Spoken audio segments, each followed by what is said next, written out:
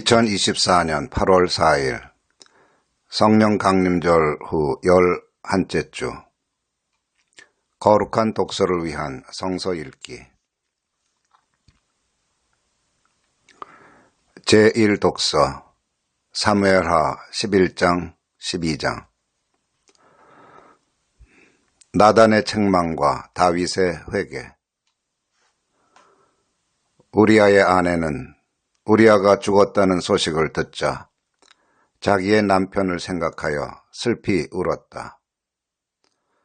애도하는 기간이 지나니 다윗이 사람을 보내어서 그 여인을 왕궁으로 데려왔다.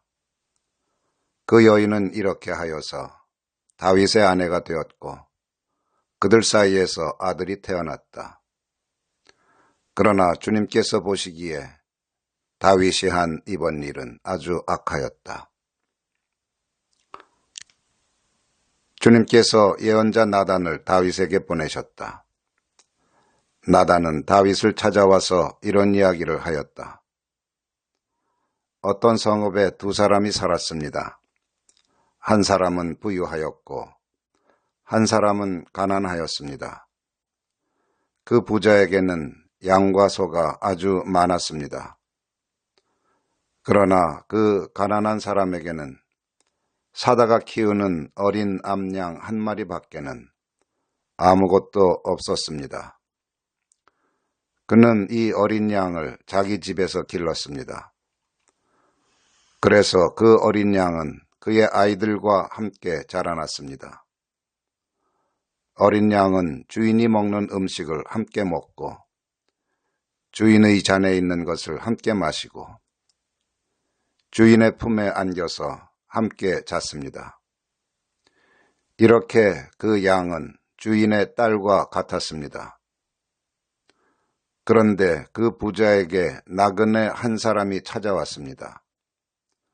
그 부자는 자기를 찾아온 손님을 대접하는데 자기의 양떼나 소떼에서는 한 마리도 잡기가 아까웠습니다. 그래서 그는 그 가난한 사람의 어린 암양을 빼앗아다가 자기를 찾아온 사람에게 대접하였습니다. 다윗은 그 부자가 못마땅하여 몹시 분개하면서 나단에게 말하였다. 주님께서 확실히 살아계심을 두고서 맹세하지만 그런 일을 한 사람은 죽어야 마땅합니다. 또 그가 그런 일을 하면서도 불쌍히 여기는 마음이 전혀 없었으니 그는 마땅히 그 어린 암양을 4배로 갚아주어야 합니다. 나단이 다윗에게 말하였다. 임금님이 바로 그 사람입니다. 주 이스라엘의 하나님이 이렇게 말씀하십니다. 내가 너에게 기름을 부어서 이스라엘의 왕으로 삼았고 또 내가 사울의 손에서 너를 구하여 주었다. 나는 너의 상전의 왕궁을 너에게 넘겨주고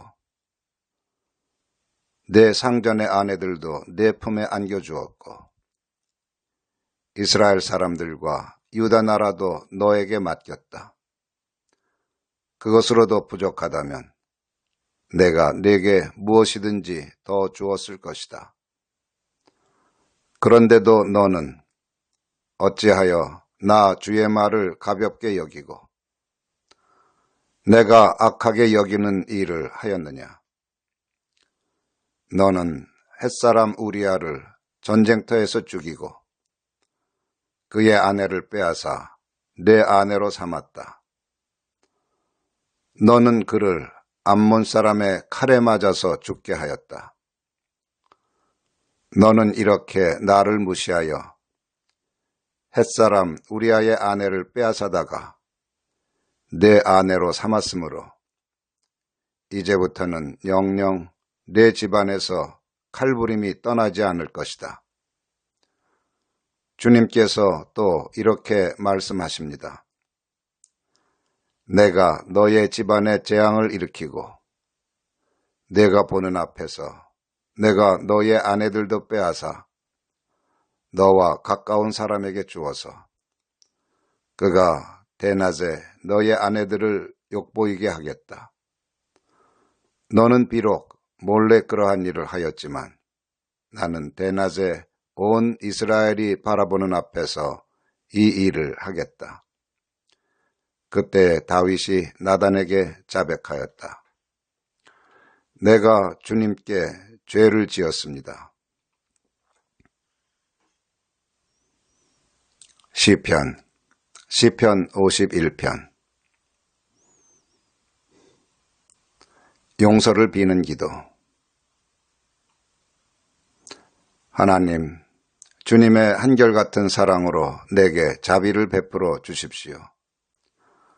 주님의 크신 긍휼을 베푸시어 내 반역죄를 없애주십시오.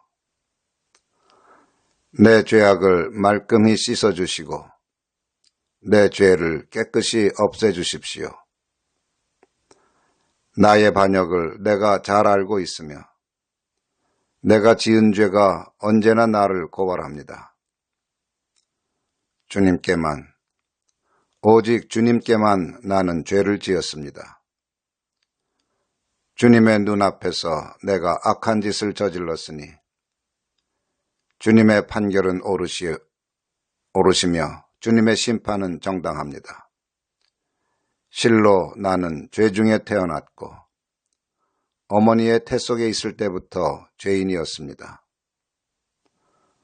마음속에 진실을 기뻐하시는 주님, 제 마음 깊은 곳에 주님의 지혜를 가르쳐 주셨습니다.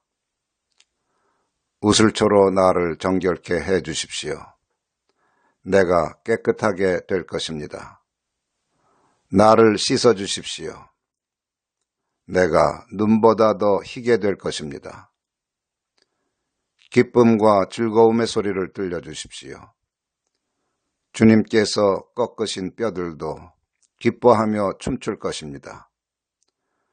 주님의 눈을 내 죄에서 돌리시고 내 모든 죄악을 없애주십시오. 아, 하나님, 내 속에 깨끗한 마음을 창조하여 주시고 내 속을 견고한 심령으로 새롭게 하여 주십시오. 주님 앞에서 나를 쫓아내지 마시며 주님의 성령을 나에게서 거두어 가지 말아 주십시오. 주님께서 베푸시는 구원의 기쁨을 내게 회복시켜 주시고 내가 지탱할 수 있도록 내게 자발적인 마음을 주십시오. 제2독서 에베소서 4장. 하나 되는 진리. 그러므로 주님 안에서 갇힌 몸이 된 내가 여러분에게 권합니다. 여러분은 부르심을 받았으니 그 부르심에 합당하게 살아가십시오. 겸손함과 온유함으로 깍듯이 대하십시오. 오래 참음으로써 사랑으로 서로 용납하십시오. 성령이 여러분을 평화의 띠로 묶어서 하나가 되게 해주신 것을 힘써 지키십시오. 그리스도의 몸도 하나요, 성령도 하나입니다. 이와 같이 여러분도 부르심을 받았을 때 그 부르심의 목표인 소망도 하나였습니다. 주님도 한 분이시요, 믿음도 하나요, 세례도 하나요, 하나님도 한 분이십니다. 하나님은 모든 것의 아버지시요, 모든 것 위에 계시고 모든 것을 통하여 계시고 모든 것 안에 계시는 분이십니다. 그러나 하나님께서는 우리 각 사람에게 그리스도께서 나누어 주시는 선물의 분량을 따라서 은혜를 주셨습니다. 그러므로 성경에 이르시기를 그분은 높은 곳으로 올라가셔서 포로를 사로잡으시고 사람들에게 선물을 나누어 주셨다 합니다. 그런데 그분이 올라가셨다고 하는 것은 먼저 그분이 땅의 낮은 곳으로 내려오셨다는 것을 말하는 것이 아니고 무엇이겠습니까? 내려오셨던 그분은 만물을 충만하게 하시려고 하늘의 가장 높은 데로 올라가신 바로 그분이십니다. 그분이 어떤 사람은 사도로, 어떤 사람은 예언자로, 어떤 사람은 복음 전도자로, 또 어떤 사람은 목사와 교사로 삼으셨습니다. 그것은 성도들을 준비시켜서 봉사의 일을 하게 하고 그리스도의 몸을 세우게 하려고 하는 것입니다. 그리하여 우리 모두가 하나님의 아들을 믿는 일과 아는 일에 하나가 되고 온전한 사람이 되어서 그리스도의 충만하심의 경지에까지 다다르게 됩니다. 우리는 이 이상 더 어린아이로 있어서는 안 됩니다. 우리는 인간의 속임수나 간교한 술수에 빠져서 온갖 교훈의 풍조에 흔들리거나 이리저리 밀려다니지 말아야 합니다. 우리는 사랑으로 진리를 말하고 살면서 모든 면에서 자라나서 머리가 되시는 그리스도에게까지 다다라야 합니다.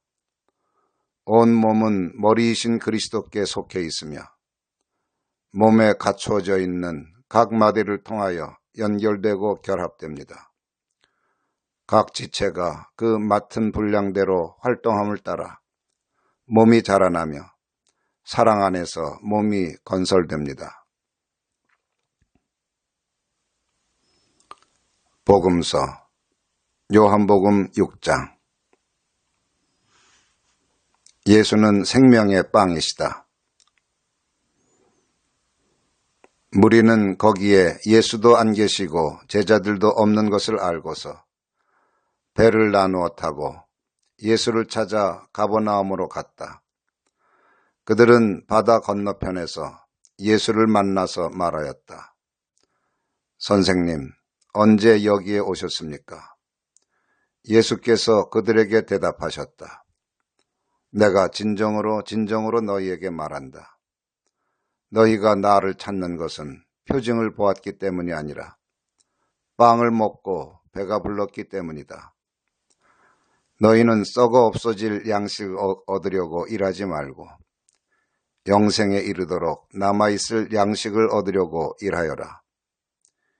이 양식은 인자가 너희에게 줄 것이다. 아버지 하나님께서 인자를 인정하셨기 때문이다. 그들이 예수께 물었다. 우리가 무엇을 하여야 하나님의 일을 하는 것이 됩니까? 예수께서 그들에게 대답하셨다. 하나님께서 보내시는 일을 믿는 것이 곧 하나님의 일이다. 그들은 다시 물었다. 우리에게 무슨 표징을 행하셔서 우리로 하여금 보고 당신을 믿게 하시겠습니까? 당신이 하시는 일이 무엇입니까? 그는 하늘에서 빵을 내려서 그들에게 먹게 하셨다 한 성경 말씀대로 우리 조상들은 광야에서 만나를 먹었습니다. 예수께서 그들에게 대답하셨다. 내가 진정으로 너희에게 말한다. 하늘에서 너희에게 빵을 내려다 주신 이는 모세가 아니다. 하늘에서 참 빵을 너희에게 주시는 분은 내 아버지시다. 하나님의 빵은 하늘에서 내려와 세상에 생명을 주는 것이다. 그들은 예수께 말하였다. 주님, 그 빵을 언제나 우리에게 주십시오. 예수께서 그들에게 말씀하셨다. 내가 생명의 빵이다. 내게로 오는 사람은 결코 줄이지 않을 것이요. 나를 믿는 사람은 다시는 목마르지 않을 것이다. 아멘.